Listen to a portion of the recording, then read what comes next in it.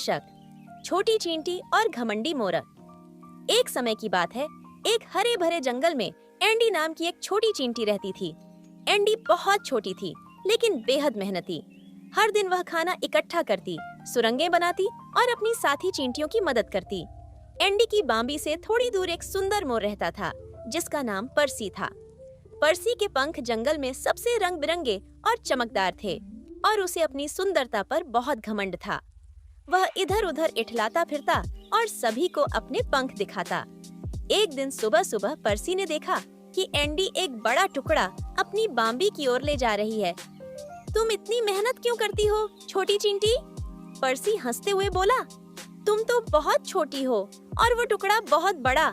मुझे देखो, मुझे तो कोई काम नहीं करना पड़ता, बस अपने पंख फैलाता हूँ और सब मेरी तारीफ करते हैं। एंडी रुकी और ऊपर देखकर बोली, शायद अभी तुम्हें काम की जरूरत नहीं, लेकिन एक दिन ऐसा आ सकता है जब तुम्हें भी जरूरत पड़े। पर्सी हंसते हुए बोला, ऐसा कभी नहीं होगा, मैं तो हमेशा सबका ध्यान खींचता रहूंगा। समय बीता, गर्मी के बाद पतझड़ और फिर ठंडी सर्दी आ गई। जंगल में खाना कम हो गया। अब पर्सी के सुंदर पंख किसी को नहीं लुभा पा रहे थे। सभी खुद को गर्म रखने और खाने की तलाश में लगे थे। एक ठंडी सुबह पर्सी भूखा और थका हुआ चल रहा था। उसने सर्दी के लिए कुछ भी नहीं जुटाया था। वह धीरे धीरे चींटी की बाम्बी के पास पहुंचा, कांप रहा था। एंडी ने उसे देखा और तुरंत उसे अंदर बुला लिया। चींटियों का घर गर्म और खाने से भरा हुआ था। पर्सी को बहुत आश्चर्य हुआ।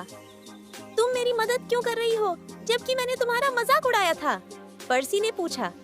एंडी मुस्कुराई और बोली, क्योंकि दयालु होना घमंड से कहीं बेहतर है। उस दिन के बाद पर्सी ने नम्रता और मदद करना सीख लिया। उसके पंख अब भी सुंदर थे, लेकिन अब उसके पास अच्छे दोस्त भी थे। शिक्षा: दूसरों को कभी छोटा मत समझो। मेहनत और दयालुता ही सच्ची खूबसूरती होती है।